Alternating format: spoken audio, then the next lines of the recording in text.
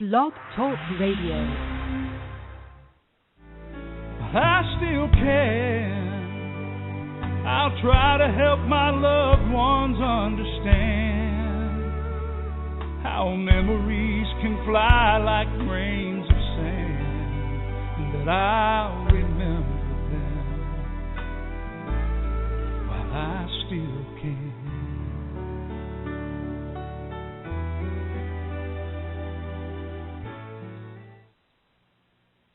Well, hello, everyone, and welcome to Alzheimer Speaks Radio. I'm your host, Lori La Bey, and founder of Alzheimer Speaks website. We have a blog. We do our Dementia Chats webinars, which we'll be holding a little later today, the radio show, and a resource directory. Our belief is we want to be here for you, help you through this journey. I was on this journey personally myself with my own mother for 30 years, so I get it. I understand it. And one of the things that I felt very strongly was that we were missing having a conversation about how we care for those with dementia and how we care for those who are caring for those with dementia as well. So Alzheimer Speaks was developed to be an advocacy company providing multiple platforms to shift our dementia care culture from crisis to comfort around the world. And we truly believe that by joining forces and sharing knowledge and just having these everyday conversations about dementia and illness, that we can remove the stigmas attached to memory loss and help those living with the disease live with purpose. Together, we're going to be able to understand the true needs, and we can't do that without an honest conversation, and that's the only way we're going to break down those myths and stigmas that create such fear and such isolation for so many that don't deserve that type of life. At our core, we know collaboration is the key, and so I want to thank you all for your likes and your shares and your comments and your tweets. It really has made a huge difference, and I know it's working because Dr. Oz and ShareCare named us as the #1 influencer online for Alzheimer's, and that's incredible. That's absolutely incredible. And again, we didn't do that alone. That is because you also see and feel the need. And we never know who in our circle is dealing with this because we just don't talk about it. But the more information we can push out to others, the more likely they're going to feel comfortable talking about it when the time is right. So again, I thank you all for helping us raise awareness and getting people to have these conversations because they are critical.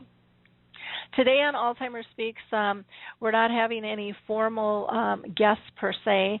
This is going to be an open mic day, and I thought since with Mother's Day, it might be a nice time to honor our mothers and those that care for them as well on this show. So we'd love to have you call in, and the number to do that is 714-364-4757. Again, that's 714-364-4754. Let's see, what is it? 4754. So I'm going to do that one more time because I think I'm getting a little dyslexic today. 714-364-4754 is the correct number. And again, when we do this open mic, it's very loose conversation. That's pretty much how we always are here. It's really about trying to meet the need and just, talk like we do amongst friends. That's the whole point. I do also want to mention before I start pulling in callers and start our formal chat down this road for open mic, I do want to make an announcement that the Alzheimer's Research and Prevention Foundation is having a contest going on right now. And since May is the month that we celebrate our mothers, they wanted to have a contest for people to go ahead and submit their favorite story and picture of their mom. And then Alzheimer's Research and Prevention Foundation is asking that you just, share your favorite mom moment in memory as a way to honor her love and support for you throughout the years. And they want to make sure that you include a photo with your story if you can. And remember, the more information you include, the more likely you are to win. You can submit your entry to contest@alzheimersprevention.org by Wednesday the 14th, so that's tomorrow. So that's contest@alzheimersprevention.org, and I will put that in the chat box as well. And when you submit your entry, send your mailing address so that you can claim your prize. Everyone who submits an entry will receive a surprise gift, and then the contest winner will also receive a special packet of custom-made, gorgeous Asian floral blank greeting cards. So that's something kind of nice.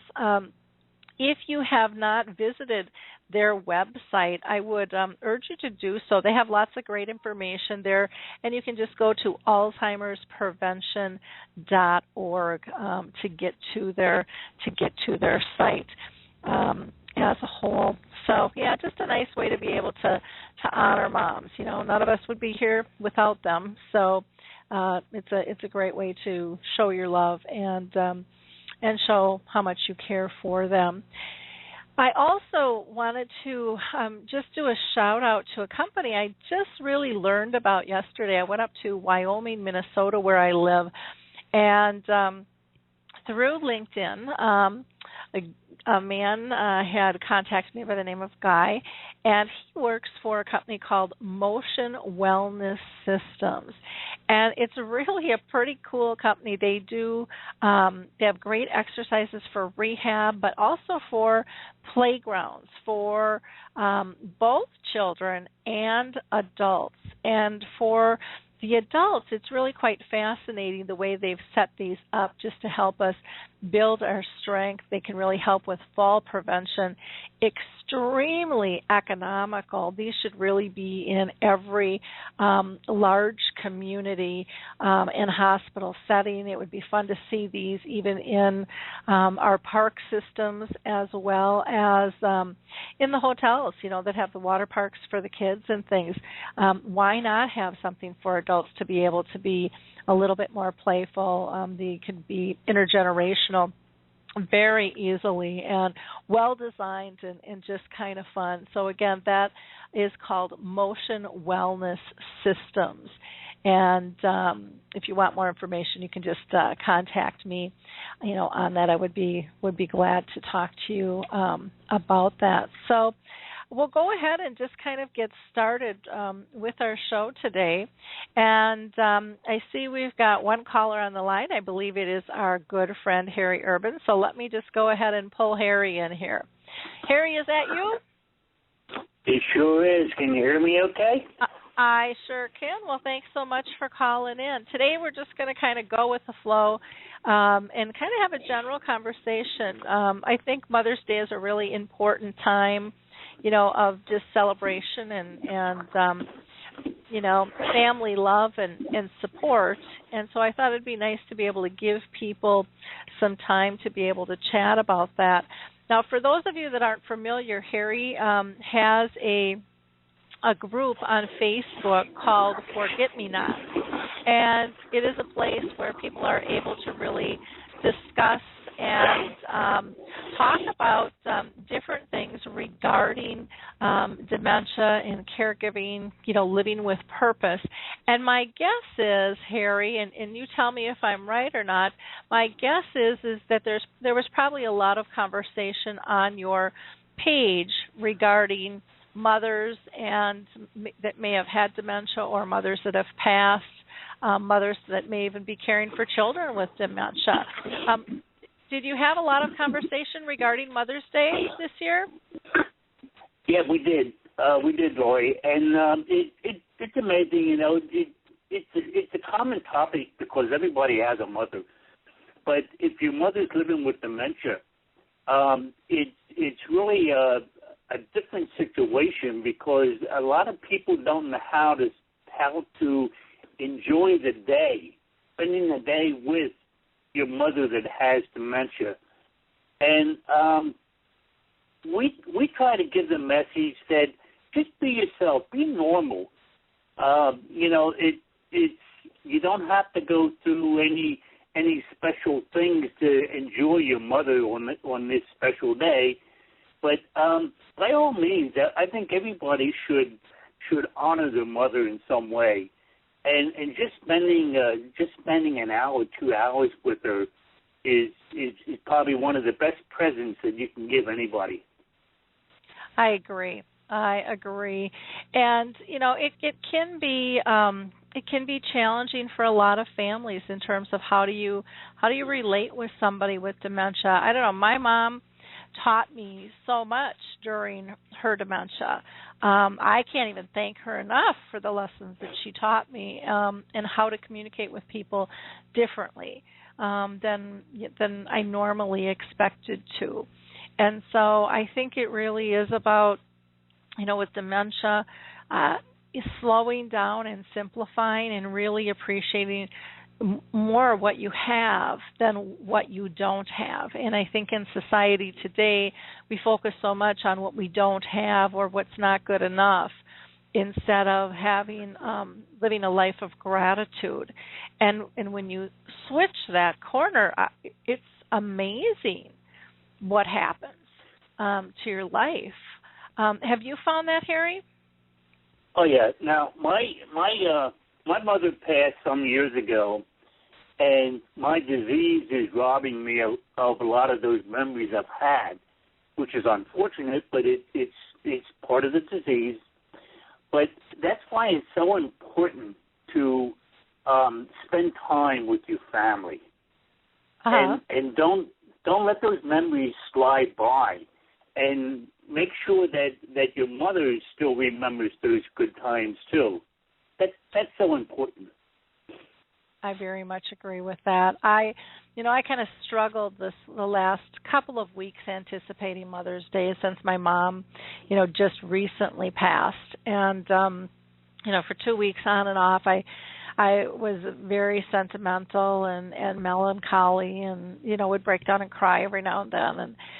And I was, I just kept thinking, I have to write something for the blog. It just wouldn't be right if I didn't write something for the blog.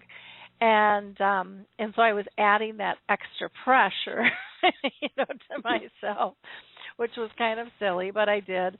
And the night before, I started writing, and then I got exhausted, and then the next morning I woke up, and it was really clear what I wanted to write. And I should know better not to force things, that they always come in time, and that I had to kind of pace myself. When we lose somebody dear to us, it's always a huge shift in our lives. And it's okay to cry, it's okay to grieve. That's all part of the process. But again, I think it's really important to be grateful, and sometimes we forget how important that is, and how much that gives us balance when we can be grateful, no matter what the situation is. It could always be worse, And when you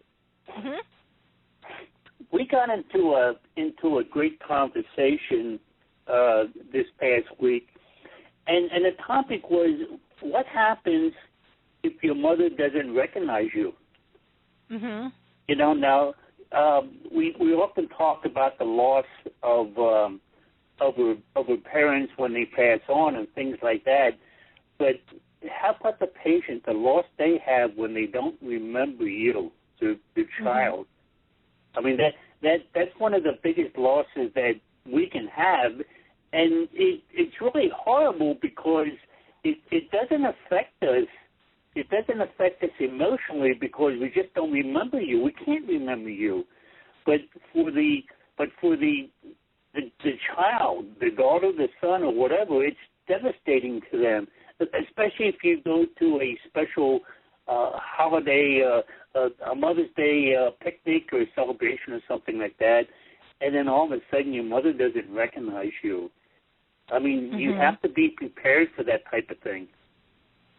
You do, and I think for me, how I always framed it was that we're bigger than a name. When I was a baby, I didn't know her name either, and she knew mine, but she still loved me, even though I didn't know her name. We still had a connection, and so I had to really, for myself, reframe that we're bigger than a name. And why do we put so much importance on a name when it really doesn't make any difference? I mean, our connections are so much deeper than that, and we don't feel bad and hold it against somebody, if they've had a stroke and they can't speak. But with dementia, we seem to frame it differently because we don't understand it, and because they look okay. Many times, and it's very difficult. They look like the same person, but things have changed. And again, I think if you can let go that even if you don't call each other by name, your essence, your spirits still know one another. And that might kind of sound voodoo-y to some people, but I truly believe that. I mean, how many times do you just feel a presence of somebody walking into a room, and if it's a good presence or a bad presence? If you're on edge and uncomfortable, or if you feel at ease, and I think that we have that with one another, and there's so many ways we can communicate non-verbally. The smile, to me, is more powerful than hearing my name. Once somebody can't say your name or doesn't know, but to see them comfortable and happy in my presence, that fills my soul. That tells me there's some kind of connection there, and it doesn't make any difference if they know my name or not. And I don't know if that makes sense. Oh, it makes perfect sense to me. It's amazing how much your mother has taught you in your life.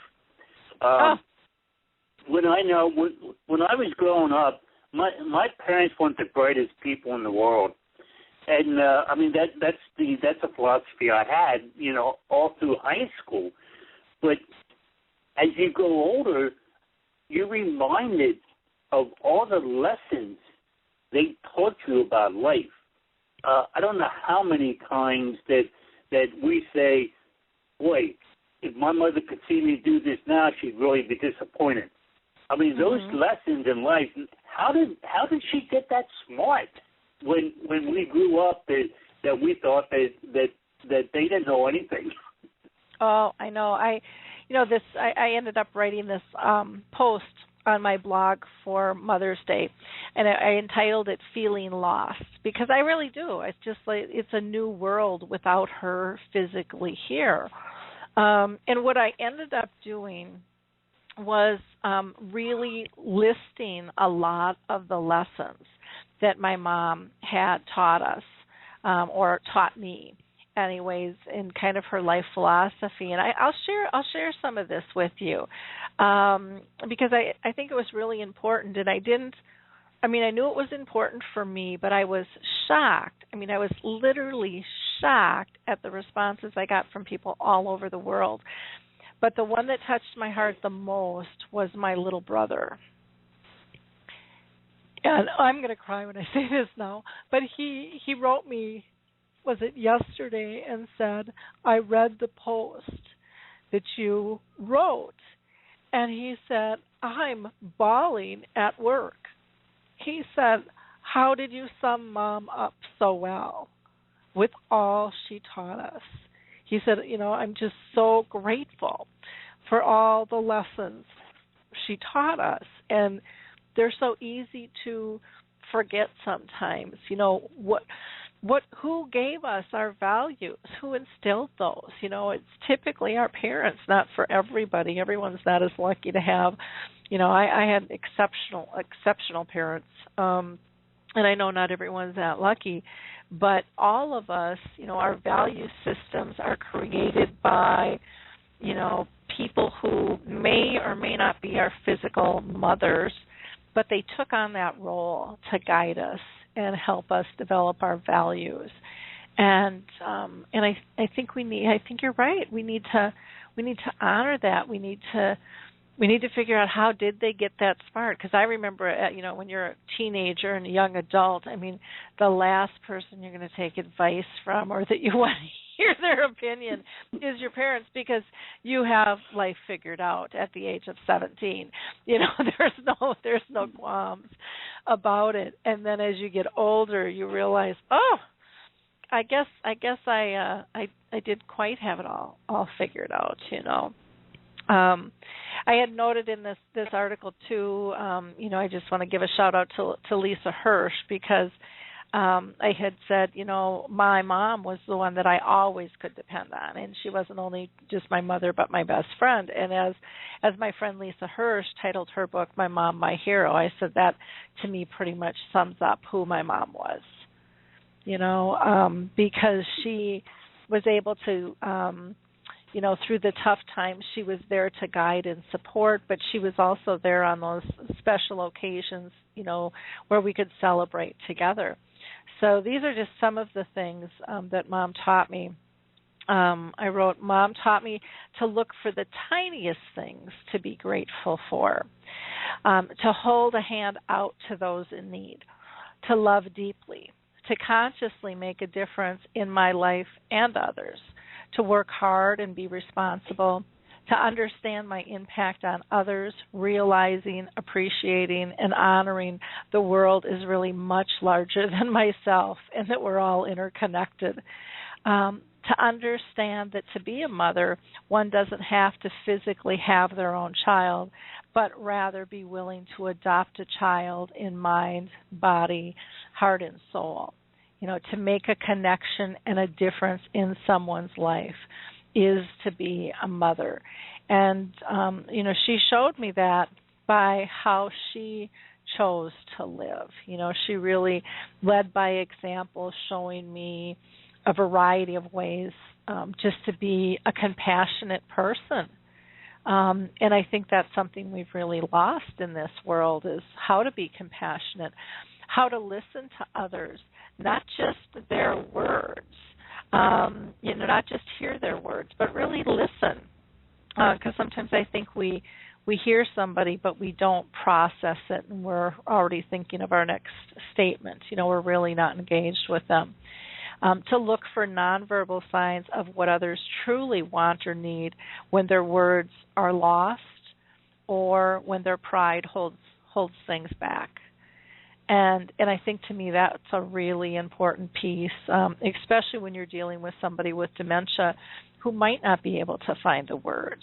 To look past those everyday judgments and see the whole person standing before me. I mean, this disease really taught me that. And I always thought I was pretty good at it, but there's, no matter how good we get at anything, there's always more, and we can always be better. There's ways to improve, and that statement, to me talks about all the stigmas that we have attached to this disease and the fear, and it's so much easier to walk away instead of looking and learning about the whole person. And to me, that's just a critical piece. What lessons did you learn from your mom, Harry?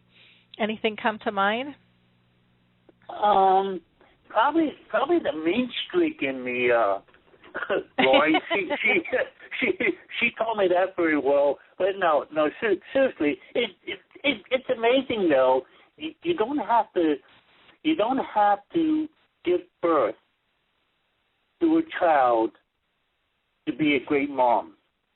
Yeah. Because now, why I say that is, I know growing up, we had some neighbors, and we had a neighbor lady that was like a second mom to me. Mm-hmm. I mean, she treated me just like her child. If she saw me doing something wrong, she didn't hesitate to set me straight and things Mm-hmm. like that. And I always considered her to be another mom to me. you know, when she passed, I felt as much grief for her as I did my own mother. Mm-hmm. And no, I mean that's not saying that I didn't love my mother. Don't misunderstand. But the word mom means so much more. It doesn't mean giving birth to somebody. It's the person that takes care of somebody. Let's say, if that makes sense to you. That makes a lot of sense. And I think, it's about being motherly. It's about showing that motherly love. And sometimes that motherly love is tough love. Going, Harry, knock it off.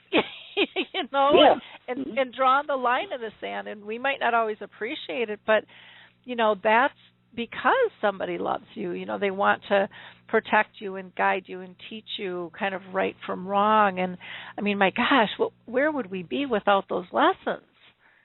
We need those moms. And that's not to play down dads at all, but we need those role models definitely in our life. I also wrote down some other things that Mom really taught me through her illness, through her battle with dementia.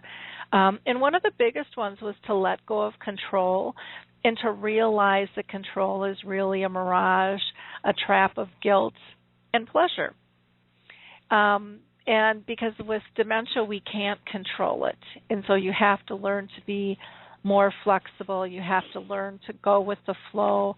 You have to learn to not be, so judgmental, and to have things fit neatly in a box.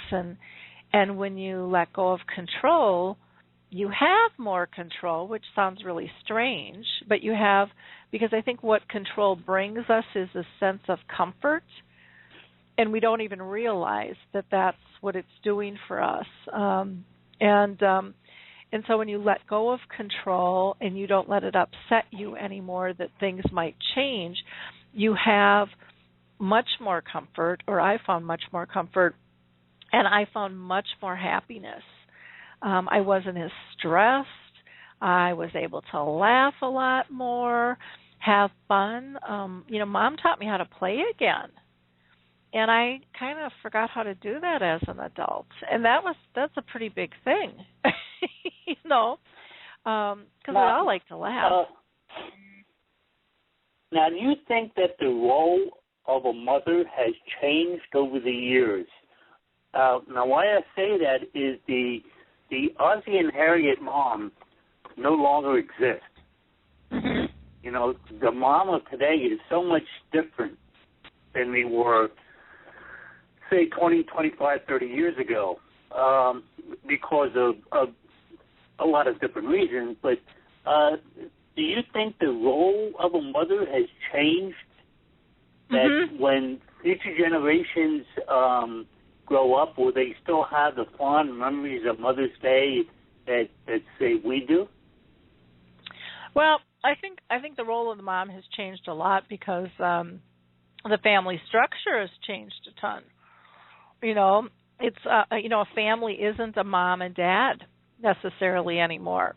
It could be two men, it could be two women, it could be just a mom, it could be just a dad.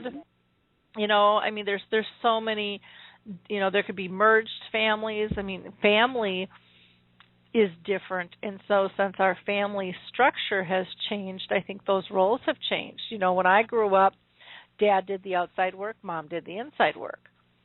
And that, now I look around in my neighborhood and, the women are out doing the yards and shoveling the snow. And, it's not, few of them are changing their own oil. But, the roles have definitely changed. And so, and they're working.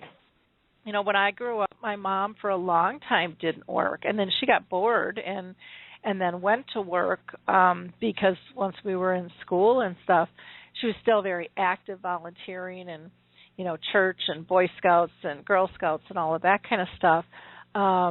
We always had dinner together. Very few families can say that they have dinner together. They run through McDonald's and they eat in the car on the way to a sports event. So, yeah, I think the role of mom has changed a lot. women know about finances. I remember my mom talking to me when I grew up at the age of like 11 saying, we're going to get you a bank account. You need a bank account. You need to build credit. And I'm 11 going, what are you talking about? Credit. And she said, I had no credit. Everything's in your dad's name. Women need to have credit. You need to understand about money. She said, I can't believe, myself and so many friends, we knew nothing about any of that. She's like, it's not right. So yeah, Harry, I think you're right. I think the roles of mom have changed significantly. Will memories be different? Yeah, because I think lifestyles are different.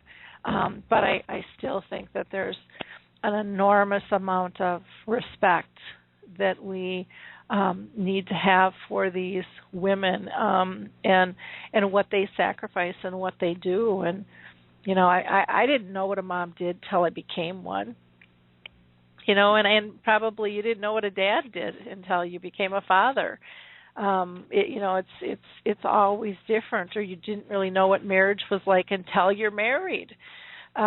You can read about it and you can watch it, but until you live those roles, I think it has a profound effect on people and how they choose to play that role out. Because I'm sure there's a lot of mothers out there that aren't so great, that don't, love their children at the level most of us would like to see. But that's with all people, and maybe they weren't loved like that as a child. And so, I think it's even more important to lead by example, because I think that's how most people really learn, is to watch and feel the impact of somebody who's authentic. There is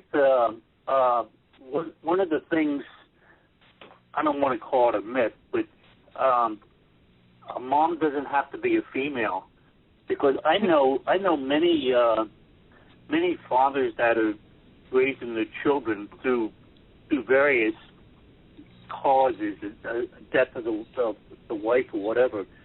Mm-hmm. And I also wondered if the child had a loss of having a mother role. Now, I know there's a lot of a new trend of stay-home dads that stays home and tend to the children while the mother has a career or whatever. And I also wondered if the child misses that, having a mother. But mothers come in all different forms.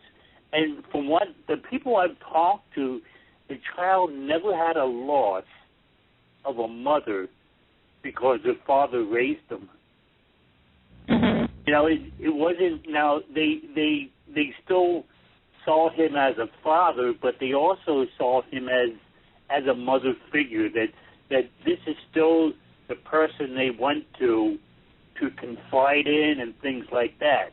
But Mother's Day is just more than just giving birth to a child and things like that. I mean, it's huge. Mhm. Yeah, you're very true. And I think you're right. There are a lot of single men raising children that have to have that mothering role as well. And I think the father's roles have changed a lot. I think things they're not so black and white anymore in terms of, there's more shared responsibility in terms of raising children and who's going to do what and how it's going to be done. And I think that's a good thing. I know not everyone would agree with that, but I really truly do believe that that's a good thing. I think it's good to know what others have contributed and to be able to take on some of those values and roles and live them in your own life. I think that's a beautiful thing to be able to do. I think you're right, because a lot of times, like like with I had two daughters and one son, and I'm not sure which is easier to raise, the girls or the boys, but that's another topic. But I know a lot of times when the girls growing up, and say they started through the boyfriend stage, and of course every little girl has a heart broken, and who do they go to for guidance? And it's usually the mother. But every now and then, my girls would come to me. Now, fathers have a tendency, I'm going to go beat him up. But I think fathers are growing up too, and they're getting more of understanding and being able to help out their daughters and stuff like that. So the roles of parents are changing from mom and dad to just caregivers and care partners, whatever you want to call it. Yeah, very, very true. Now, did you guys do anything special for Mother's Day with Hazel? With your kids? We spend Mother's Day. Now my daughter's a mother too, so we had dinner here, and just it's one of those days that you just sit around and talk about the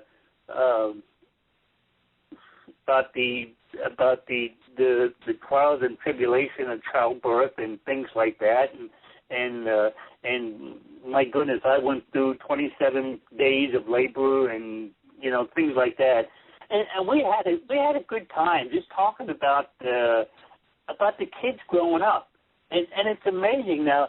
Now my daughter is 47 years old, so she's not a young girl anymore, but she's certainly not an old lady. But it's funny that when my child, that I know is my child, is telling me stories of her mothering of her child, it's kind of hard for me to sit back and hear about all the problems and things that your children.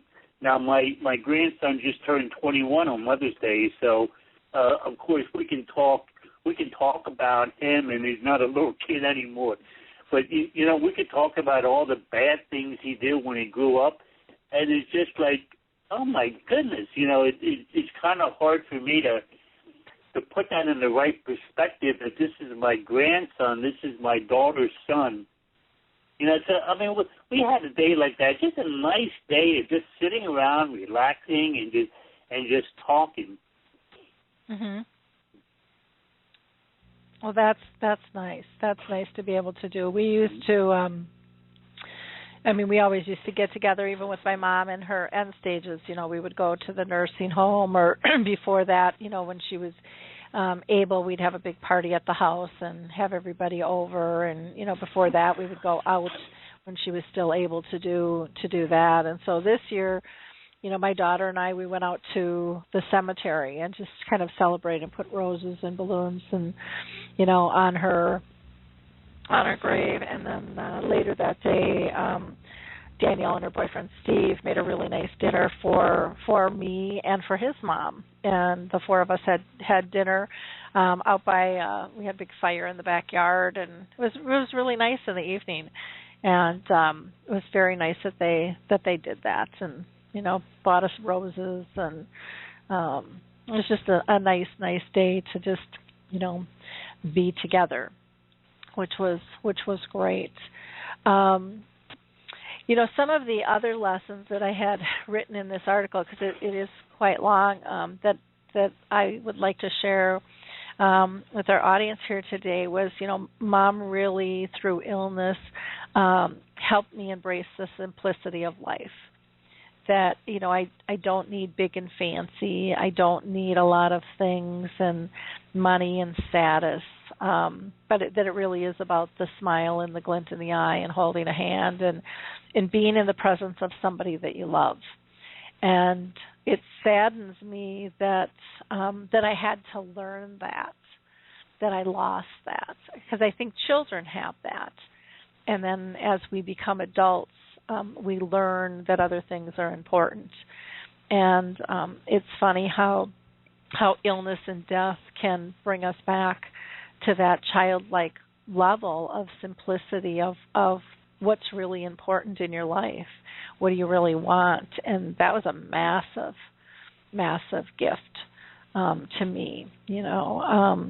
She taught me to smile and spread grace.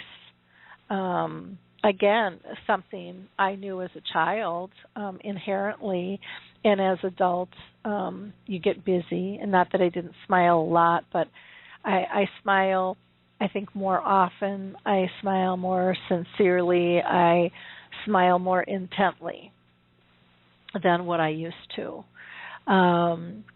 She taught me to love more deeply than I ever knew was possible. She taught me many levels of unconditional love, as you go through loss. And, there's always kind of a new wave with this disease. She taught me to laugh hard and authentically, to embed the moment of joy into my soul. And that was a huge one because, as things change with dementia, what, and in our lives in general, what do you want to remember? And for me, I learned that there were three things that we typically take with us, what scares us, what saddens us, and what brings us joy. And I decided that I needed to consciously focus on creating joy and embedding those moments. So those are the things that I carry forward, with me. And I don't know about you, Harry, but what do you want to remember in your life? What do you think your mom would want you to remember and carry forward? I think the biggest thing that my parents tried to instill in me in fact, all my brothers and sisters, is independence. That we have 2 feet, stand on your own 2 feet, and don't let somebody influence you in any way. Mm-hmm. And that's one of the biggest things that one of the hardest lessons to teach, because a lot of people still have the thought of the mother staying at home baking bread and things like that. Well, that mother's gone. That mother's out there. She's digging holes. She's fighting wars. She's doing a lot of different things that our mothers would never even think about doing. Mm-hmm. But I think the biggest thing was that we were taught to stay strong and don't let the little things in life bother you. Mm-hmm. And to me, that's a big important thing in my life, because I just don't let the little things in my life influence me anymore. And I think it's all because of the background that I was taught through my life. Another thing I never quite understood is how does mothers get the medical degree? I mean, they know how to fix everything, from a boo-boo when you fall outside to, who knows, wrap garlic around your neck when you have a sore throat, things like that. I mean, it's amazing. It's amazing that the knowledge that mothers have, good or bad. Some of the things I think back, and oh my goodness, why did I do that? But yeah, it's amazing that mothers is probably the biggest influence on anybody's life. Mm-hmm. And I don't think when a mother is created that was one of the lessons they learn or one of the goals they learn, but somehow they evolved into this super smart person that we all go to for help, understanding, and comfort. Mhm. Yeah, I agree. It's it's kind of that softness that the mom is always the one to just make everything okay, to make us safe, and that's huge. We forget how important that sense of safety and comfort and sense of belonging really is in our lives, and it's massively huge. And I think we have to weigh that out a lot more than what we do. I think we have to really respect that and honor that, and try to give that to others. And again, it's not, like you had said earlier, Harry, roles are changing, and it's not just a mother's role anymore. It really is all of our responsibilities, to make people feel comfortable and loved and purposeful. They just, tend to be the major role models, for us on that. One of the other things that Mom taught me was to talk openly and honestly with others, acknowledging all my emotions without embarrassment. And, the without embarrassment isn't always easy, because, we want to be strong, and we don't want to be sad, and we don't want to cry, and, there's all those phrases, pull your big girl panties up, or boys don't cry, or, whatever it is, where we're supposed to be tough. But we all have those different emotions, and to pretend like we don't is just ridiculous. People have fear, people get sad, they get depressed, they're extremely happy. Why are we so afraid of acknowledging all of them? Because it's not, the emotions aren't good or bad. It's really just our reaction to them that can get us in trouble, with that. But I don't, and I think it's easier to push through an emotion when you aren't trying to hide it. If you're down and depressed or sad, maybe you just have to feel that for a little bit before you can move through it and get back to the other side. People have said, I had one girlfriend tell me even, this was right after my mom had died. It was a week after she died, and I was feeling a little melancholy on a Friday night, and then Saturday, and she's like, "You have to snap out of this." And she was calling me every hour and just, she's gone. It's okay. It's okay. Let it go. I finally just said, I really loved my mom, and I miss her. And it's okay for me to cry. It might make you feel really uncomfortable, but I'm not curled up in a ball in my room for a week, not wanting to talk to anybody in a major depression. I am just grieving, and I'm going to grieve, and I'm not going to apologize for that. And if you can't handle that, then you can stay away for a while, but I'm really okay, And that was really strange, to have to say something like that to a really good friend. But they were so uncomfortable. This person was so uncomfortable with my grief. And then she said to me later, which was really interesting, she said, I realized why I was so upset and why I wanted you to stop. And I said, why? And she said, because I really loved my dad, and I really never grieved. Because she was scared to go there. And so that was, to me, being able to talk openly and honestly and, acknowledging emotions, a lesson, that Mom taught me that was really important in my life as well, and always has been. And it was something she taught me before illness, but was even more important through the illness, because I think the emotions, go up and down so much more, through the process there. What do you think about emotions? Do you think it's okay to talk about them and have them and tell people how you're really feeling? It's funny, Lori, because before my Alzheimer's, I had the philosophy that a man had to be strong. He was always the backbone, and he was never, ever allowed to show emotions. I know growing up, I was never allowed to show fear. If a dog came into the yard barking, baring his teeth, I could never back down from the dog. You know, I always had to stand up to it, and those kind of things. But after I got Alzheimer's, I realized that a lot of people, I don't think that's good to begin with, and a lot of people can't do that. It's okay.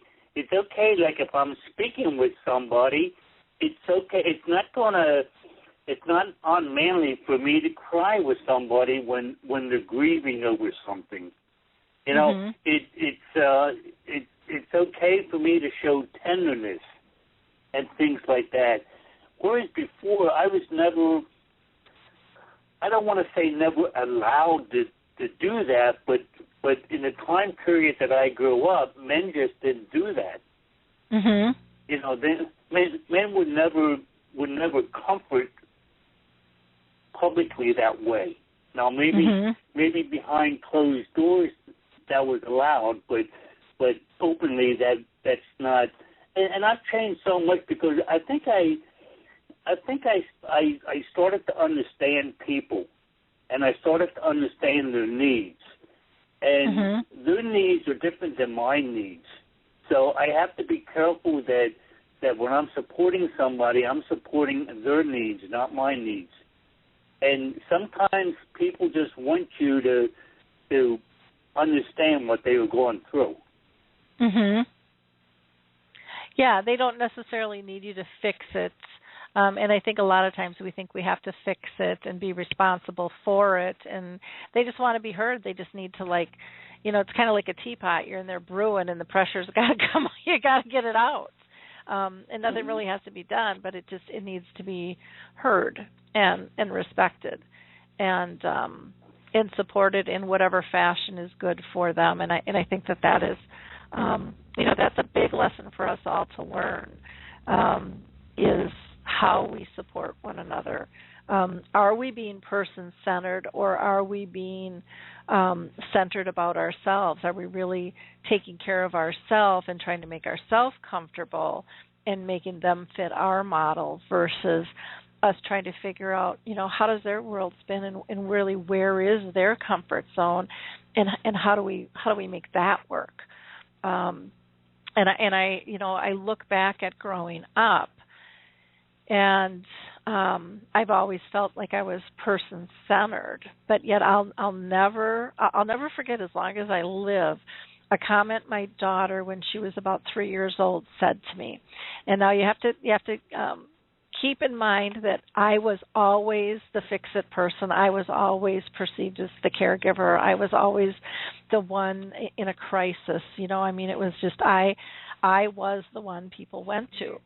And my daughter, at the age of about 3, one time said to me, "Mom, not everybody wants to live your life."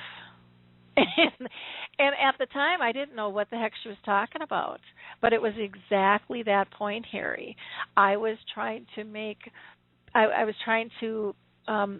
things comfortable in what I thought was best in terms of lifestyle or whatever it was, and I really wasn't taking into consideration as much as I needed to what was comfortable and what was loving to the person I was trying to help. Because it was very different than my world. You know, their values, their needs, their, you know, desires, all of that were very different. And I was trying to make them fit my model. And a 3-year-old saw that. You know, and I didn't see it for years later. I did not see that for years and years later. Until I realized I was being more of an enabler versus a caregiver, and then that was my kind of rude awakening. But yeah, that's a really good point, to know what the other person's needs and wants and desires are, And are we fixing a problem that's uncomfortable for us, or are we really, trying to help them feel more comfortable in their life? And there's a very fine line there, and I think it's I'm really glad you brought it up, because I think it's a point we don't talk about. Mm-hmm. That it's just not even conscious, for many with that. So very interesting. Well, our group here is very quiet today. I thought we'd have more people calling in. I see people on the line, and chat box is kind of quiet too. You just never know. I see Michelle DeSocio is on, and I thought for sure that she would have something to contribute, because she always does. Yeah. Oh, you know what? Someone here is just called in, so let me get them on. Or maybe I missed them, and it wasn't here before, but they're here now. So I've got somebody from a 561 number, and you are live and on the air. Do you want to state your name? Hi, Lori. It's Bob DeMarco. Oh, hi, Bob. How you doing? Good. Can you hear me? We can hear you. We were getting a little bit of an echo, but not now. Now it's good. So I'm so glad you called in. I just thought I had put a note on Bob's page saying, please call in, because he would be ideal. I mean, he's done such a wonderful job with Alzheimer's Reading Room and honoring his mother. So I'm thrilled that you called in. Do you have a tribute or anything in particular you want to talk about with your own mom? Not really. By the way, I saw your message, but unfortunately I was on a conference call, so I just came on in the last 5 minutes or so. Oh, okay. Well, basically, I was going to say, talk about honoring moms.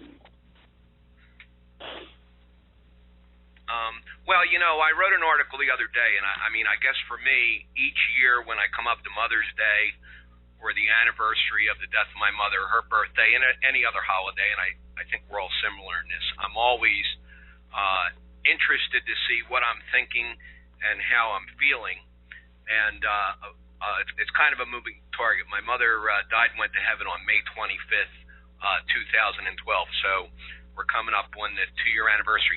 But remarkably, on Sunday, as soon as I woke up, like the minute I woke up, a song started coming to my mind, and I think most people know this, anybody that likes music. The title of it is Always on My Mind, which was, I think, originally recorded by Willie Nelson. He has the most famous recording. So at any rate, it just kept playing over and over in my mind, and as a result of that, I had mostly positive thoughts. Obviously, I miss my mother, but I was thinking of a lot of different things that we were doing all the time, even right up to the end. So 2 years in, and I'm doing pretty good, and I think everybody knows that reads on the blog that we had a really positive situation. Mm-hmm. Definitely, and you and your mom helped so many people, through this process all around the world. In terms of, your audience is so large and engaged, which is wonderful.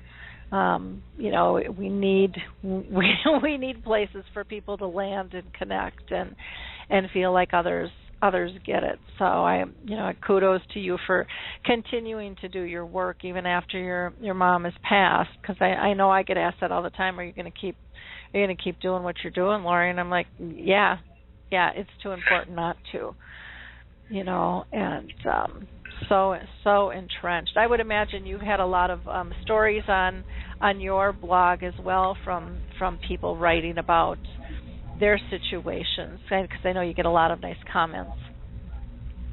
I haven't been getting too many stories lately, and it's mainly because I've been so busy. I haven't really been asking for them. But I want to elaborate on what you said.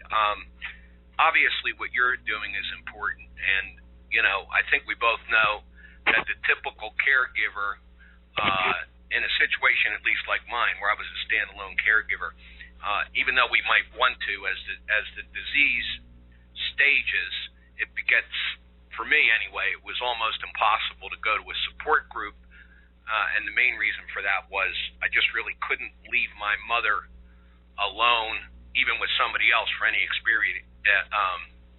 for any extended period of time. So, any time a person discovers the net and they start to come to a place like mine or yours, I think they get a feeling of connectedness. And certainly I find, because I have new caregiver subscribers like every day of the week, and they're asking the same exact questions that you and I might have asked in the beginning. So at least there really wasn't much on the net in 2003 when I started, virtually nothing really. And so at least they have an opportunity via the internet, to come up the learning curve a lot faster than we did in the old days. And I think that's real positive. It's huge. It's huge. And now we've got, places like Harry's with Forget-Me-Nots and Memory People. I mean, there's so many different groups that are out there, and many belong to more than one, which is wonderful because they feed one another and they share information, and the whole grassroots effort has grown so much, I think, through social media and through this ability to connect on a free basis, too. I think that's one of the big things that a lot of the large organizations don't get, is that people need information for free. And I think that companies have to start supporting these platforms in different fashions because people need the information, and they need a place they can go that they trust, and the internet can be a big bad spooky place to be, but when you have large audiences like you've got Bob and Harry has, and Memory People and myself and so many others, it's that comfort. It's kind of like that comfort blanket for people to be able to interact and get great information. So, well, I thank you very much for calling in today. Anything else you want to share with people?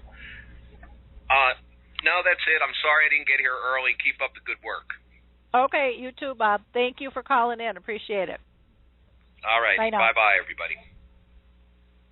Well, that was great for him to call in. He just does such fabulous work out there in the community. Before we jump back in, I just want to do kind of some mid-program highlights. Again, I want to remind people that the Alzheimer's Research and Prevention Foundation is doing a contest. Since May is the month we celebrate mothers, they would love you to submit your story, kind of your love story for your mom, and submit your favorite picture of her too. They're asking again that you share your favorite mom moment or memories as a way to honor her and support her for all she's done for you throughout the years. And they'd love it if you can share a photo with your story, if you can. And they said to submit your entry to contest@alzheimersprevention.org. That's contestprevention.org, and I did put that in the chat box. You need to submit it by tomorrow, May 14th. And when you submit your entry, when you do that email, shoot in there your email or your mailing address so that they can send a prize out to you.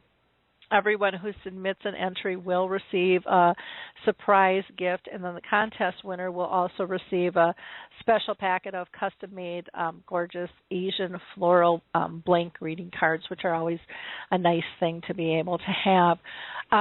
If you didn't hear our show last week, I would recommend you go back and listen to it. It was about Music Matters and learning why, and we had Alzheimer's Music Connect on with us. That is just a fabulous organization doing some great things and has wonderful products to help us with dementia. Next week, we are going to have a student on who actually happens to be one of my interns, Michelle, along with her professor, and we are going to have a certified therapeutic recreational specialist from Canada with us, and we're going to really be talking about connections. The first half will be about students in dementia and why it's so critical that we get more kids involved in geriatrics as a profession, and then Marla at the end is going to talk about just connecting and using her therapeutic rec skills in terms of how she's helping families connect We do have a dementia chat this afternoon as well, and that starts at 3 p.m. Eastern Time, 2 p.m. Central, 1 p.m. Mountain, and that's noon Pacific Time. And though there will be a blog post going up on that, we'll also put that on the Dementia Chats page on Facebook as well. And let's see, if you are not part of our resource directory, I would encourage you to please go to alzheimersspeaks.com. And up in the top, we have a button that says Partnering Options, Share That You Care. Just click on that. You just have to become a member first. Once you become a member, you can start adding resources. So you can add links to articles, to video, to books. We have a whole resource library. And again, it doesn't have to be your book or your article. If you like something that's out there, just put the link to it and push it out there. We need to connect people to resources. In addition, if you are a business or have a product, a service, or a tool, go to the caring support area. There is lots of subcategories to pick from. You can input in more than one area. This is all free. And we also have an event section there as well. So please feel free to be part of that. On the blog, I always like to highlight some of the articles that were posted. Michelle, the intern, had just posted one on the 11th called Another Step, and that was really, she's just done some really cool things. She's going to be rolling out a dementia cafe or a memory cafe coming up here, and she's working really hard at that, and so she talks a little bit about that. I have this post called Feeling Lost Without My Mother, which really talks about much of what we're talking about today in terms of the gifts of gratitude and the lessons that she taught me. I also posted, Kevin Wu posted an article about women in Alzheimer's and their diagnosis. There's also a post from Us Against Alzheimer's, which is talking about a conversation that they're going to be having May 16th that people can sign up for. So check that out. If you missed the 60 Minutes segment last week, you can go and see that. It was really quite interesting about life over 90, and then they had part of it on dementia as well. And then I did want to highlight again Memory People's Faces of Dementia quilt, which is just an absolutely wonderful quilt that's virtual that anybody can participate in. And it's not just for the person with dementia, it's for caregivers, advocates, etc. And my understanding is you can even submit more than one patch if you'd like, so there's information on that.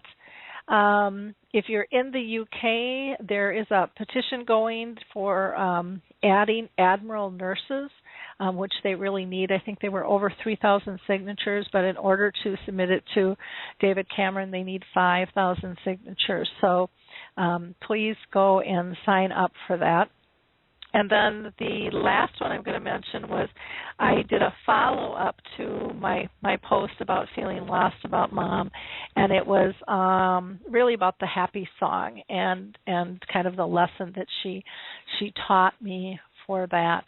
I do want to mention also Alzheimer's Disease International. If you're looking anywhere in the world for an Alzheimer's Association, they are the place to go, and you'll be able to find who's close to you. The Purple Angel Project, which was started by Norms McNamara and Jane Moore. You can find information actually on alzheimersspeaks.com if you want to go there to our About section. We've got a whole page on that. The Alzheimer's Studies Group, if you're looking for a clinical trial, they have a new one out on frontal temporal lobe. They also have their Tau trial going. We talked already about the Alzheimer's Research and Prevention Foundation, but don't forget about the Lewy Body Dementia Association, the Frontal Temporal Lobe, and the National Aphasia Association. Those are all very special, unique associations with specific types of dementia that can be very resourceful for you. And then last, just a couple of social pieces here. Puzzle With Me Jiminy Wicket and Music First with Choral Health are just nice ways to be able to engage people. Now, we also have someone else on the line here. So we've got somebody from a 201 number. I'm going to go ahead and pull you in. 201. Can you state your name, please? It's Michelle DeSocio, Lori. Well, speak of the devil, and there you are. How are you doing today, I heard Michelle? you guys, but, I got a call from the facility. Mom was changed on the medication, and I had told them it's not a good medication, but they were having difficulties, and then they called back and said, well, you were right. We got to take her off. Mm-hmm. So it's kind of a, trial and error as we go along in this journey. Mm-hmm. And, I just wanted to add to your conversation about moms. And my mom, with my story, the biggest thing I could say about my mom, and I always say she is always a mom no matter what. Mom lived with me for many years, misdiagnosed. I knew she was sick, but she was so young. She was in her 50s, and dementia was not on the radar for us or the doctors. And, after a hospital stay, 19 days in the psych ward, they finally figured out she had dementia. And they told her she had less than 3 years to live, and she insisted on placement, that she did not want to be a burden to her children. It was against me and my sister's wishes, but she did not want to put that on her children. And I think that was an ultimate sacrifice that only a mother could do. And at the time I was very angry, and so was my sister. But as the years went by, I realized it really wasn't a bad thing, because she had many good years still left, and we got to see her often, take her out, do holidays together, and go out for Sunday brunches, go to church, dinners. Nothing really changed except Mom lived somewhere else. And so the disease started to advance, and then she had professionals that were able to care for her the way she needed. And on Mother's Day, I was kind of torn, because I had the whole family coming here at my house, and I wanted to be with Mom. And Mom can't handle the big groups anymore, so me and my husband and my daughter went earlier in the day and spent the day, time with Mom, a few hours. She can't do more than a few hours anymore anyway. She gets tired. But then I had to leave her, and I didn't want to go. But I'm a mother, too, and I have children, and I'm torn all the time. But I had a lovely Mother's Day. I had the best of both worlds. I got to spend time with Mom, and I got to spend time with my family. And it was nice for my daughter. She's in college and works full-time, and she doesn't get to really see her grandmother as much as we'd all like. And it was a little bit of a wake-up call for her to see me feeding my mother, her pureed food. And my mother was hurting and wasn't able to communicate it, and it took me about 15 minutes to find the problem. And they're helping. She has something wrong with her foot, and they're treating it, but she wasn't able to communicate it to me, and it was hurting her. And I called someone right away, and they gave us some Tylenol. It's being treated, but these were all good things, I think, for my daughter to say and learn, about this disease. She's very worried about it being passed on to me, of course. But I try to tell her we take it one day at a time, and we do the best we can, because we don't know what tomorrow will bring, and we got to live in the moment and enjoy it. Yep, very, very true. Is there a special lesson that you're just super appreciative of your mom for teaching you? A life lesson that you'd like to share? My mom just was always unconditional love. I was never afraid of my mom to tell her anything. She was always there, always my number one backup fan, always there, no matter what. Right, wrong. She'd tell me if I was wrong, but she would always support me. Well, that's nice. Anything. And I would always say that Mom was my safe place, and kind of it's a role reversal now. I think I'm her safe place now. Yep, definitely. Harry, do you have anything that you'd like to add? Hello there, Harry. Hey, hello, Michelle. How are you? I'm good. Good. Good. It's interesting talking about mothers because everybody has their own. I mean, mothers sit up on that pedestal. You know, I very few people I talk to have anything bad to say about their mothers. You know, now we all talk about our mothers and things like that, but nothing really bad about it. And thinking back, my mother, she was a brute. I mean, she could be downright mean at times, and you didn't want to cross her when she said no. That meant no, regardless. And but she also had a tender side to it that I don't know if I could ever learn how to do that. You know, how to be tough and gentle at the same time. It's hard.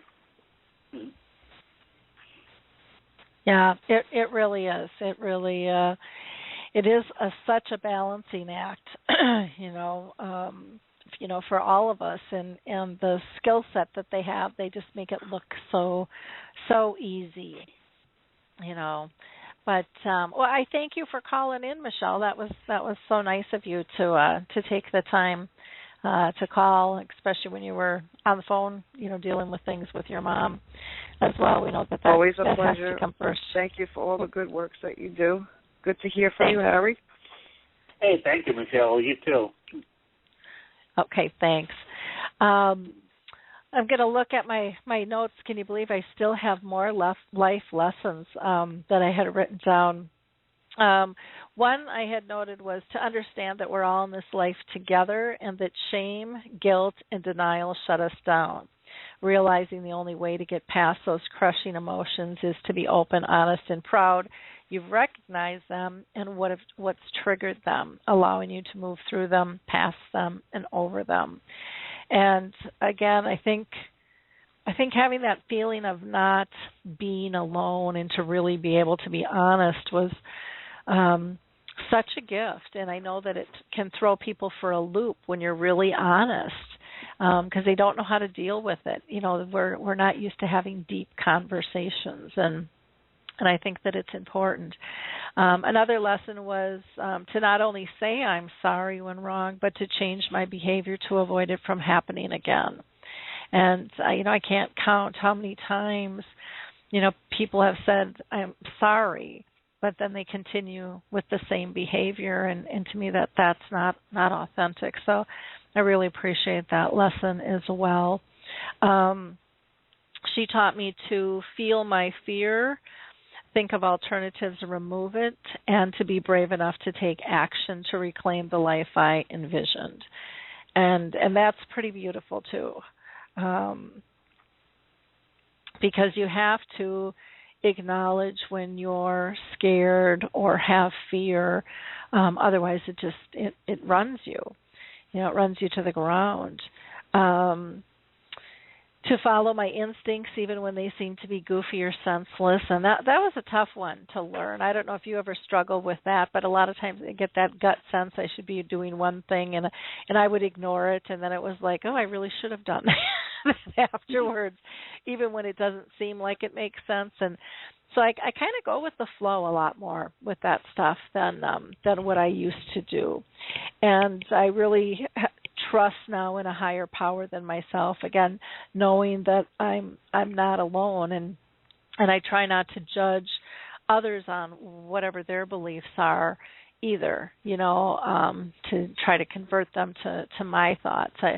I find that when I learn what other people believe in, I truly do expand my knowledge and my ability to connect, without judgment. And I always learn from others, and that's a pretty big lesson to be open to that. In the chat box here, we have someone had written in, and I'm not sure if I'm pronouncing it right. If it's Alvare or Alvaro, I'm not quite sure. She said, in honor of a mother who died in 2006, I'm working to make my city, which is Arlington, Texas, a dementia-friendly city. Asking that I would love for your audience to share any thoughts about what a dementia-friendly city would look like. And said that yesterday she volunteered to work with the Arlington Police Department to fly a quadcopter, which is a drone with a camera to look for wanderers who wander away on foot. Says, I'm awaiting for their response. If they don't let me volunteer, then maybe I can offer the service. And what a cool way, for that search and rescue. I just thought that that's very, very interesting. So I have to giggle here because Elva just wrote in that is her first name and Roy is her last name, and I thought it was one name, and I get people who listen all over the world, so I never quite know. So no offense there, Elva. Thank you so much for clarifying that for me. Do people have comments on a dementia-friendly city? What would that look like? We'd love to hear from you on that. Harry, do you have any thoughts on that? Yeah, dementia friendly is becoming a catch-all term now, and nobody really understands what dementia friendly means, because dementia friendly to someone living with dementia is quite different than somebody that doesn't. Mm-hmm. And a dementia friendly city to me is a city that is easy for somebody living with dementia to move around the city. Mm-hmm. There's a lot of things a lot of obstacles and stuff like that we have to overcome, and little things like that. I would like to see cities have I don't know if you would call them information booths or something like that, but I know a lot of times when we're out wandering or walking, whatever you want to call it, we get lost, and it would be nice if there would be places that tell us where we're at. You often see these maps that say, you are here. Mm-hmm. And it's usually at road stops and things like that, like along the turnpike and things like that. I think that would be cool if cities would have maps of the streets and so on and have them labeled. And you are here. So I know if I want to get to so-and-so, I get down 2 streets and make a right. Mm-hmm. That type of thing. That's dementia-friendly to me. Dementia-friendly is like here in East Petersburg, a big thing is to make all the curbing like at intersections so you don't have to step down. Mm-hmm. That's all part of dementia friendly. There's so many things that you can do. So I don't see how any one city can say we're dementia friendly, because they can always do better. Mhm. Well, it was interesting. I was on LinkedIn the other day, and they said they were really offended by the term dementia-friendly, and the way they used it, they said, we wouldn't put out, this is a Black-friendly community or an Asian-friendly community, or, why are we making it dementia-friendly? And to me, I kind of gave some thought on that, and I agree, we wouldn't do that. It wouldn't be politically correct. But we have such great ignorance in terms of what dementia even is, and I think it was really done in a mode of education and awareness in terms of people understanding it. I personally don't take effect by it. I'm not living with dementia, but I've been touched by it. I don't know how else we communicate or raise awareness with dementia without, using the word in it to elevate our educational status on our care culture. I don't think we're ready to go to an overall care culture, a caring, friendly, status with it. What are your thoughts on the word dementia friendly? Is that offensive at all to you, Harry?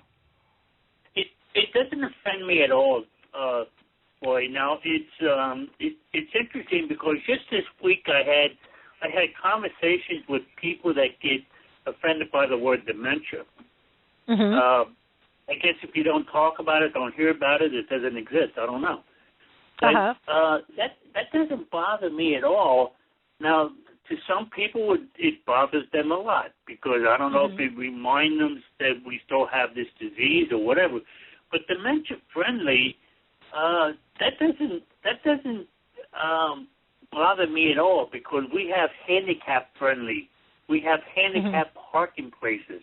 We have so many different handicap things, and I'm sure somebody that is handicapped isn't offended by a handicapped parking space at a shopping mall. Mm-hmm. I mean, it's just a convenient thing. So it's only terminology. It doesn't matter to me. But I don't want people to get the wording of dementia friendly mixed up with what it is and get turned off by dementia friendly because they don't like the way it sounds or whatever. But like what it means or what it represents, then whatever word you come up with is fine. Yeah. Well, like with the Elva had said, like with the signs that people used to put in their windows for children, knowing it was a safe house. It was that little dog, but it was a safe house to run for if you needed help. She noted that Richard Taylor suggests people voluntarily wearing wristbands identifying a person that has dementia, and I think that has to expand. I think it has to go for their care partner as well, because if something happens to them, we need to be able to trigger someone else needs help. She had noted when Richard Taylor was in the hospital, he asked the doctor to write on his kind of whiteboard that he had visited his room and to write down the notes, as the patient should know, because he couldn't always remember that he had been to the room, and that was helpful. So little things like that. You had talked about, I think it was you when you went to your neurologist, asked about having, arrow signs just out of every office, little office room that you go into, so that you could find your way out when the visit was over. There's so many different little things that can be done, from training staff on how to ask a question or how to wait for a response, what colors to use, decorating for people who are having spatial issues. I mean, it's really kind of endless. And I know that there are so many people that want criteria, to be dementia friendly, and they want it controlled. And I kind of fight that, and I know that there's a lot of people that will argue that point with me, but I look at, for example, the memory cafes, and everyone always says, like, well, is there a criterion? I said, no, I'd just like to talk to you, and I'd like to see what is your vision, why are you interested, tell me about your skill set and the people who are on this mission with you or you'd like to see with you, and what kind of resources do you have, and then from there let's figure out what's the best way to make one happen. And by doing that, it has allowed so many different types of memory cafes to grow. And people don't get frustrated as quickly because it's their passion and it's kind of their baby instead of somebody else's model. And I think it meets the individual community models better, where if we have this one box fits all model, I think we're going to end up with people in positions that are assigned to be in charge of this that don't necessarily have their heart in it. It's just part of their job. And to me, that's a big difference in terms of what we'll be able to accomplish, with that type of model. What do you think about that, Harry? I think that's so important. Now, like around here, when they build a development, let's call it that, they're starting now to have like their own little shops inside this development, a gas station, things like that. So the people within this development don't have to leave their development. Now, as far as memory cafes, I think every neighborhood should have a memory cafe. Not on somebody likes a neighborhood cafe better than that, that's fine. Whatever you call it is fine. But it's not a support group. It's not a support group meeting. And I think anybody with dementia will fight that because it's not, in my book, ours are not designed to be a support group meeting. It's just supposed to be a place to go and relax and talk. No more, no less. I mean, it's not serving any educational purpose except being socializing with people and sharing ideas of your life with your dementia. But a lot of people start up a memory cafe and then turn it into a support group. And all of a sudden, it's nothing but caregivers that go to it, or care partners, whichever you like. And to me, it kind of distracts from what my vision of what a memory cafe should be. Well, and I agree with you. I think it's social first, diagnosis second. And so, anyways, that's how we've set ours up. We initially were going to do, like kind of have a resource library, and we just don't pull that out. We pull it out as people need it, but it's not, the group decided as a whole that's not, they can get that information elsewhere, and that they really liked the social piece, and being able to chat with friends and get to know people, and the disease comes up, but it comes up like natural conversation and talking with friends. It's not the primary focus, and it's not the first thing out of everybody's mouth, to discuss the disease. It's to discuss how's life going, and that's a big difference. That's a really, really big difference, and to me it's sad that these social supports like the Memory Cafe or just music and dementia are not getting the research behind them that they need because it's not a pill. And people are kind of poo-pooing it, yet if you watch that 60 Minutes episode, what came out loud and clear was how important that social piece is for us to stay connected, and how that seems to be fending things off much more so than a medication, and then isolation, and that's really, really important. Very, very important piece, of the conversation, and I don't know how that gets changed, over time. Maybe some of these researchers, it has to hit their parents first, and they'll have to witness the social impact. But that kind of ties back into our whole theme of being a mother, and being mothering. It's that, mothers give us that safe place of unconditional love, and support, and safety and calmness, and trying to create joy. And I think that's what the memory cafes do too, and why we don't value that connection piece. Just it kind of throws me for a loop, Well, memory cafes are nice. Now, like at a senior centers, a lot of cities have senior centers, and that's where seniors go and they're kept active with something. Now, my idea of a memory cafe. The memory cafe that I want to see before my time is up is like a giant room.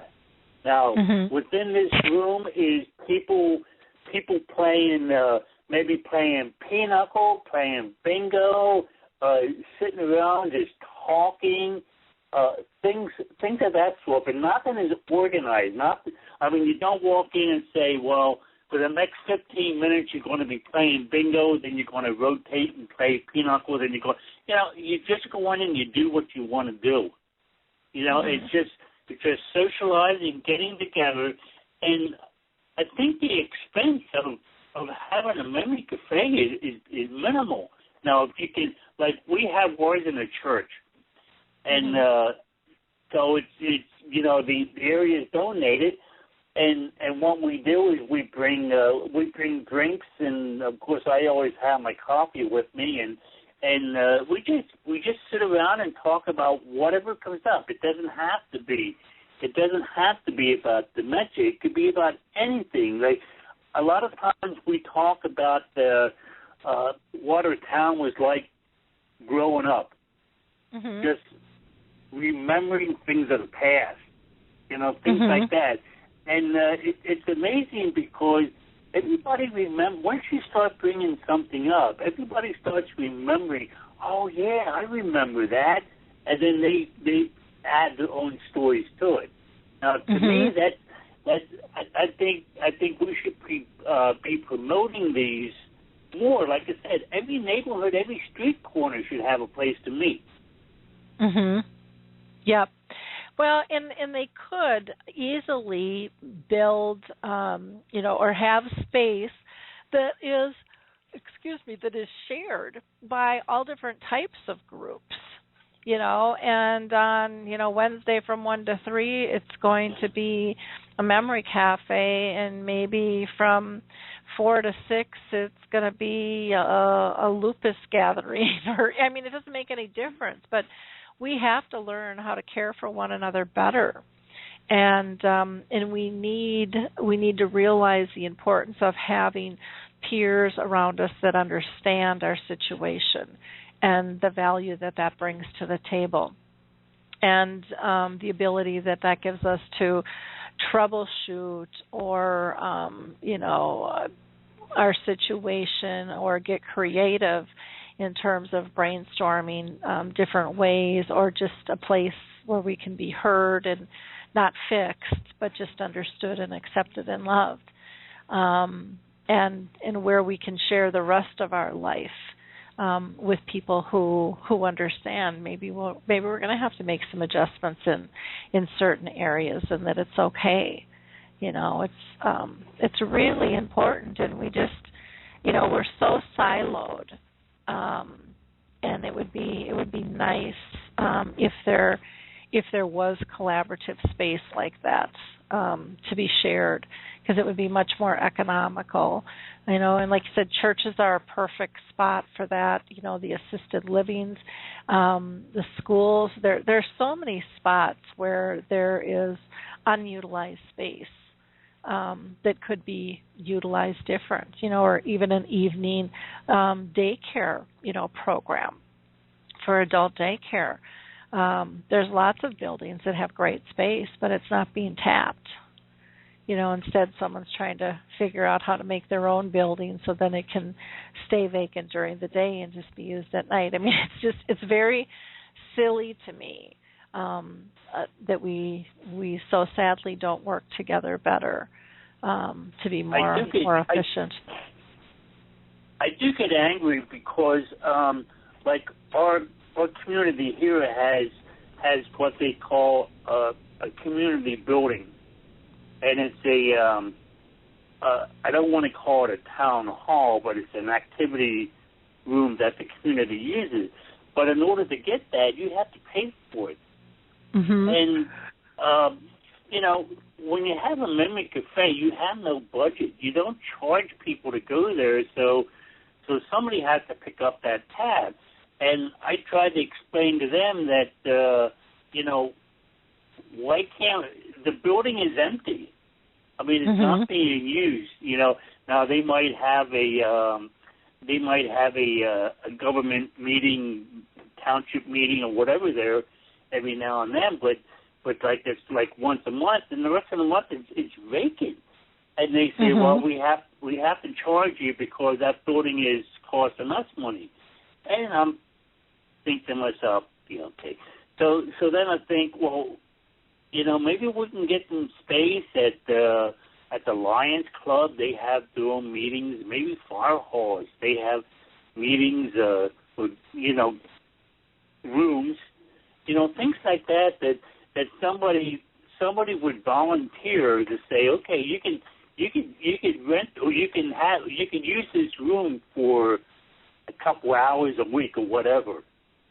And you can base your memory cafe on that, because every town has a fire hall. Yep. So I mean that's perfect if you want to. If they want to open up the doors and say you can use our hall for free, on certain days. Now, of course, if there's a function going on, you have to work around that. But a lot of people say, well, we can't start up a memory cafe because there's no place to meet. Well, that has to change. Yeah, we have to look bigger. We have to look outside ourselves. We have to ask.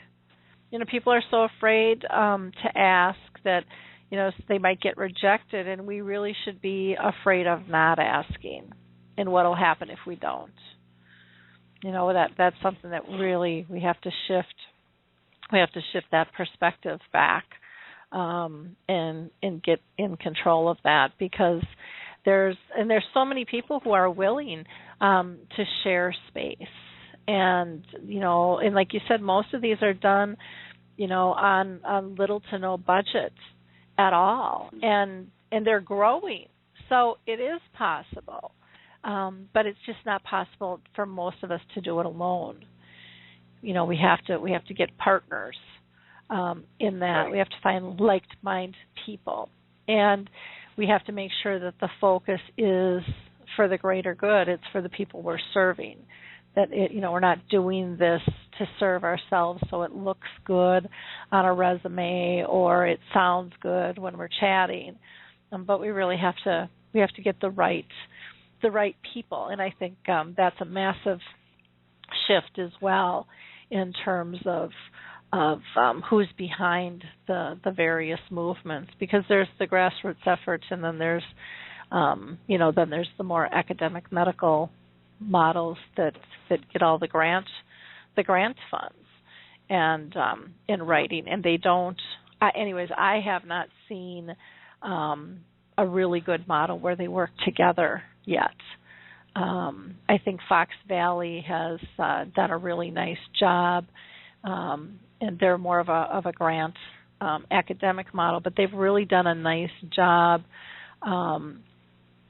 being really heartfelt in terms and purposeful of what they're doing, and so they almost feel more grassrootsy than academic to me in terms of how they've gone about things.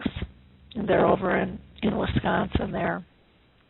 But let's see here.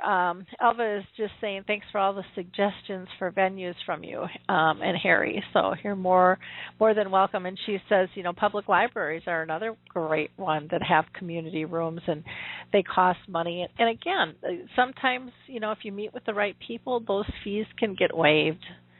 It has been known to happen, but you just have to ask. You gotta think out of the box, with that. So, if you want to become an advocate, you have to get used to rejection. Yep. Everybody's not going to agree with you, and you can't take it personal. I always look at it is because they just don't understand what we're going through. Now, the day's going to come when they're going to be forced to understand, but that doesn't. If I ask 10 people and 9 people turn me down, but that one person supports me, I won. Yep. So, I mean, I can win something and I can have a 10% success rate, and I can be successful. Mm-hmm. You have to have that kind of mentality and that kind of thinking that if somebody turns me down, I'll just ask somebody else. Yep. It's okay. And look at it, they weren't your perfect partner. That's all. There's somebody else out there. You know, don't give up on the dream. Just just know that you've checked off on the list one person who is not right, you know, and look at it that way. Just because somebody turns you down doesn't mean it's a bad idea. Exactly. Yep. I'm going to go back to some of my lists here of lessons Mom taught me to honor Mother's Day, and maybe some of these will resonate with some of our listeners out here. To honor everyone's beliefs, to realize prestige, money, and objects are just things. They will not make you a better person. That is, not until you realize they can be powerful tools to expand your work for the greater good. And I think sometimes we get so wrapped up with money and titles that we forget about the work we're all here to do and that we're capable of doing if we just embrace it. One of the most powerful things she taught me was about being person-centered, and that's where I created Your Memory Chip, which, again, you can get off the website if you register under the free tools buttons. That it just teaches us about, are they safe? Are they happy? Are they pain-free? And that really helped me, once again, let go of control that I thought I was in, which I learned quickly that I wasn't. I talk in the article about, wanting her back in this physical world and wondering how long the pain of her loss is going to last. And, I've been through this with my dad. But I noted, some days my heart aches so bad I think it's just going to explode, or maybe my heart will just stop beating altogether. And even though I can logically know that my mom is in a much better place, I know she's in heaven with my dad. That happens to be my belief. And she's probably dancing and laughing with friends and family who have also passed. I still, my heart still longs for the warmth of her being. My body reaches out to touch and embrace her, wanting to feel the calmness that she always gave me. My soul wants her to be in my physical presence, the presence that always grounded me and allowed me to feel strong and confident even when I was weak. My nostrils want to take in one less breath of her essence, and my mind wants to create one more moment of joy with her. So I talk about, yes, today I'll go to the cemetery where I know she is not. Mom's soul is not limited to the small patch of grass next to the headstone. Mom is in the air I breathe. She is in the sunlight that warms me and ignites my growth. Oh, here I go. She is the rain that falls, filled with nutrients, washing away the toxins. She is the snow that chills me and brings a brilliant beauty by whitewashing the canvas called Earth. She is the sunset that screams to me to be amazed by our God and the beauty which surrounds me. She is the moon that calls me to reflect, regenerate, and give gratitude for the life I am blessed to live. I just think it's so important to be grateful and to know you're not alone. Even when you feel this loss, and you can hear it in my voice, and it hurts. But it's okay to hurt, because if you hurt that bad, you had great love, and that's a gift. Because a lot of people don't hurt when someone passes. And, you can't have those highs without your lows. You can't have your ups without your downs. I mean, it's just the way the world works. And, don't be ashamed of the emotions that you have and the feelings that you carry. They're yours, and it's okay. And some people might push you away because they're uncomfortable and don't want to deal with it. But that's their problem. Don't make it yours. Be authentic to yourself. I really believe that's the best way to honor your own life, honor your mother's life, or whoever in your world that you're close to, is to be truthful and to be honest and to communicate your feelings. So many times we hide our feelings, and we don't tell somebody we love them or we appreciate them, and then all of a sudden one day it's too late. So don't let it be too late. And it doesn't have to be Mother's Day, to honor your mother or someone who's been like a mother to you, or a friend or a lover or a child, or it doesn't make any difference. Don't waste those seconds. I think dementia teaches us that, life is too precious, and we never know what's going to happen. We just don't know. Anything you'd like to add at all, Harry? Yeah, that was beautiful, Lori. I think I changed my mind. When I grow up, I want to be a mom. I've learned so much today. Oh, you're such a smarty aleck.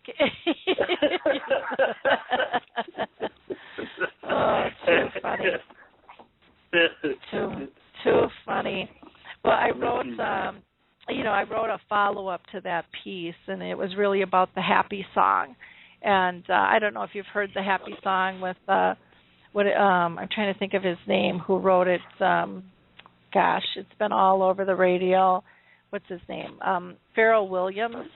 And it's just really an upbeat song, and it was one that our whole family, people were sending it to everybody in our family, about 3 weeks before my mom died, and we didn't all know that we were getting this song from people. And then my mom actually came to me in a dream, and the song was playing really, really loud.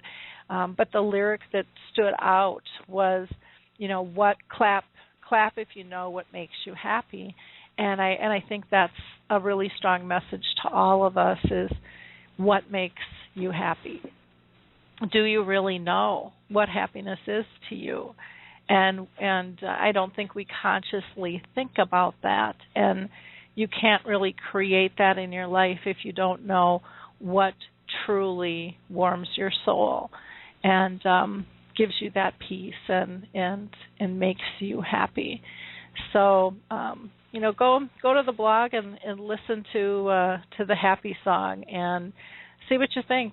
Make a comment and resonate, with yourself.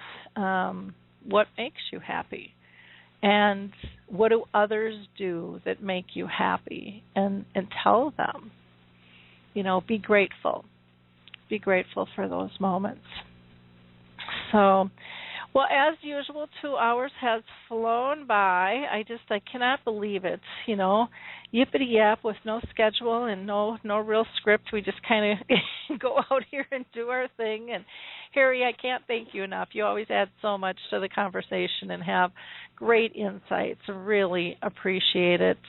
So much. All of your advocacy for dementia is fantastic. If you're not familiar with Harry and you are a member of Facebook, look up Forget Me Nots. It's a closed group on Facebook where you can have really honest discussions and find some great support.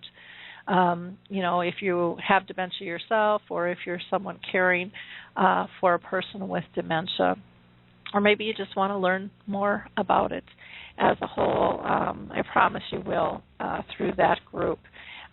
Same with memory people, just very strong groups, lots of people all around the world communicating at all hours of the day, and so you just don't feel alone, and that's a pretty big piece of the pie to fill. So Thank you, Harry. Again, reminders, if you want to submit a moment with Mom or some favorite memory of your mother for the Alzheimer's Research and Prevention Foundation, again, I've got the email in the chat box. It's contest@alzheimersprevention.org. And don't forget your email and submit a picture if you can. Everyone who submits a story will get a prize as well. And again, if you're looking for an Alzheimer's Association anywhere in the world, please go to the Alzheimer's Disease International. We're going to be having Mark Wortman, the executive director, on probably mid-June, the way the schedule is working out. And he's going to give us an update on their conference that they just had the beginning of May and all the neat things rolling out. If you are dealing with Lewy body or frontal temporal lobe or aphasia, make sure that you check out those particular organizations as well. They can really help you deal with the specifics of that disease. That's just a little bit different. And again, if you're interested in learning more about becoming dementia-friendly or the Purple Angel Project, please go to alzheimersspeaks.com and click on our About page. You'll also find information on the memory cafes there as well. Last, I just want to remind people that we are having next week, we're going to have our intern Michelle with us and one of her professors, and we're going to talk about students in dementia, why that is so important. And we are also going to have Marla Kurtz from Canada with us, who's a therapeutic recreational specialist, and we're going to be talking about engagement and connection. She's doing some cool things there as well. And then this afternoon we have our dementia chats, and we would love for you to be part of that. Those are free. I will be posting here shortly on the blog information about dementia chats. I will also have that piece regarding dementia chats on our Facebook page as well. So I think that about covers everything. Any last comments, Harry? I was so happy to be here, Lori, and it's so nice to just take time out, have you do open mic. It's almost like we had a memory cafe meeting. Thank you. Yeah.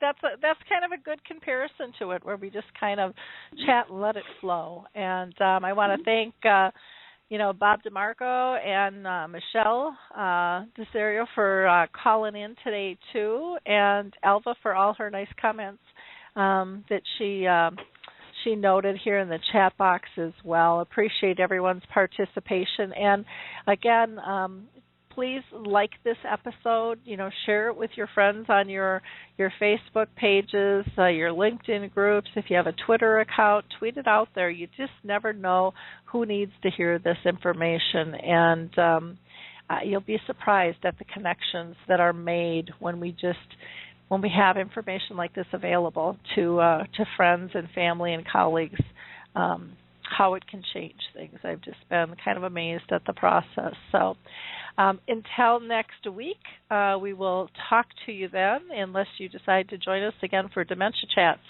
at 3 p.m. Eastern Time today. Talk soon. Bye now. Thanks, Harry. Bye-bye.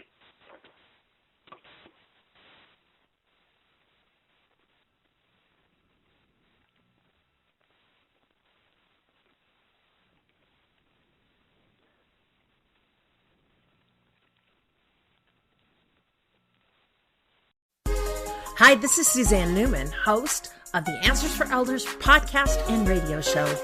We are the North Star that guides you through the complicated journey of senior care with trusted experts in money, law, living solutions, and more. So join us on this station, your favorite podcast channel, or just go to AnswersForElders.com. Meet the Wayshowers who will help your journey go a lot easier.